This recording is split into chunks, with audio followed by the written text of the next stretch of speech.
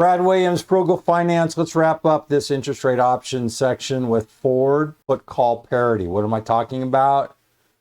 How about the law of one price, where we have puts and calls and anything and everything in between? They have to be in a parallel pricing. In other words, remember long ago, I mentioned something about equivalence. Well, similar to put call parity in currency and stocks and options and swaps, they all have to equal. In other words, think of it as a huge circle. Wherever you are and you run across, everything has to equate to one another. If not, you'll have arbitrage. But what am I talking about?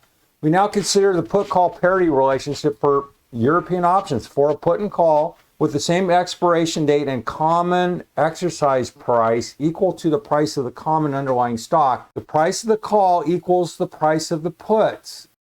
On what? Yeah, it has to. As we saw with the purchase of a call, the sale of a put, and the purchase of a risk-free bond paying the exercise price at the expiration of the option, is a portfolio that has exactly the same value as the underlying stock. Put call parity for European options where X is equal to strike. I think S of T is a strike. We'll see here. Equation 1914, call minus put plus, we're discounting, is equal to S. In this section, we forward put call parity to see how the purchase of a call and the sale of a put on the interest rate can exactly replicate a forward contract on the interest rate. As we have observed, there is an explicit forward rate market for interest rate contracts based on SOFR.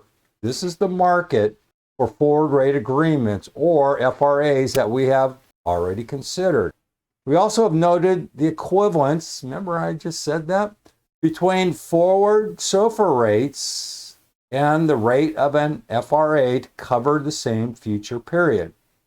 Consider now a call and a put on SOFR with a common strike rate, S of R, and underlying instrument and the same notional principal. For a long call, short put portfolio, the payoff will be as follows. Max, we've seen this already, but let's go with it again. We're going to see SOFR, we have a strike, times frac, times NP. Then we have this max. Notice the difference. We're just exchanging S of R minus observed frac times N of P equals observed SOFR minus S of R times frac times N of P, where observed SOFR is the rate observed at the expiration of the option for the appropriate maturity. Similar to the previous examples, frac is the fraction of the year for the underlying instrument, and N of P is the notional principal. For an FRA to cover the time period and the same notional principal, the payoff will be observed SOFR minus FRA times the time period times notional principal, where FRA is the rates on the forward rate agreement, and observed SOFR is the observed rate on the determination date for the forward rate agreement.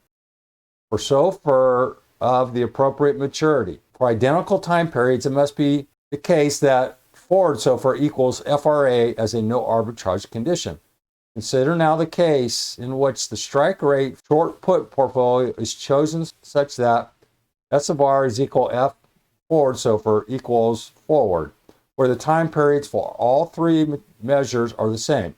In this special case, when the strike rate on the option is the same as the forward SOFR rate or the rate on the forward rate, the payoff on the long call short put will be the same as the payoff on the forward rate agreement. In your head, you're going, how is that possible? It is. It has to be.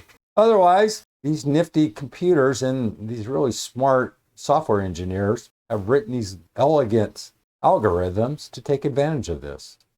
Therefore, the long call short put portfolio is equivalent to the forward rate agreement. This is the principle of forward put call parity.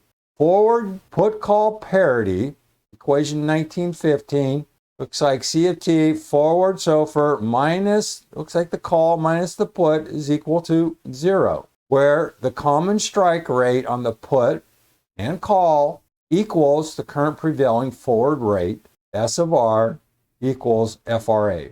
and the time periods covered by the options and the forward rate agreement are the same. Now that might be tough to match up, but in terms of the numbers, this is accurate. The results make sense considering the cost of entering an FRA negotiated at the current forward rate prevailing in the market and reflecting the current term structure is zero, and it will pay off at the expiration date based on the observed SOFR at that date relative to the contract rate. To illustrate forward put call parity, recall the previous section where we saw the 1 month SOFR rate 8 months forward was 0.79106 based on the downward sloping yield curve on table 1916. Consider now an FRA entered for that forward rate. We also consider a put and call entered on the same terms. 8 month expiration, 1 month underlying SOFR, and a strike rate on the options equal to the forward SOFR rate of 0.79106. Thus, this example meets the following conditions that S of R is equal to forward equals FRA. Figure 19.5 shows the payoff for long call plus a short on SOFR for common strike rate of 0.079016 in the upper panel. The lower panel shows the payoff for a long position in the corresponding FRA. They are identical. Therefore, the long call short put portfolio exactly replicates the FRA payoff, and the option portfolio must have the same price as the FRA. Since the FRA is costless, the option portfolio also must be costless. The option portfolio can be costless only when the call and put have the same price, since the portfolio is constructed by buying the call and selling the put. To see this in yet another way, let us return to equation 1912 and 1913, the equation for calls and puts on SOFR. In this special case, we are considering the strike rate on the options equals the forward SOFR rate. In terms of our notation, the special case is SR is equal to FSOR. We first evaluate the DISA 1 FSOR terms in these special circumstances. When S of R is equal to FSOFR, replace the FSOR with SR.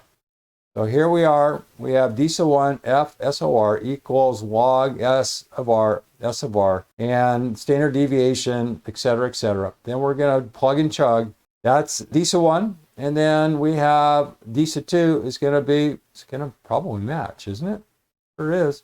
So now we have in this special circumstances when the call and put have the same underlying instrument, expiration and strike rate, we now see that S of R is equal to FSOFR and DISA 2 equals DISA 1. Therefore, replacing FSOR with SOR and replacing DISA 2 with negative DISA 1, we have the following.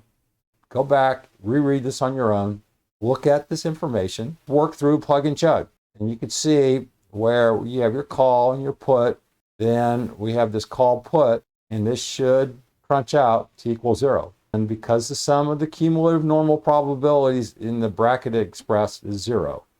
However, even though the long call short put portfolio costs 0, the individual options may have value. They just have to have the same value. To illustrate this, we compute the value of the call and put when the strike rate equals the forward rate of 0.079106. First, the DISA 1 and then DISA 2 terms are as follows. We're going to use the information above, and then we're going to replace it with the numbers. We're going to have DISA 1 equals 0.093897, and then DISA 2 is equal the same. The cumulative normal probabilities are as shown over here, and then the values of the call and put are as follows.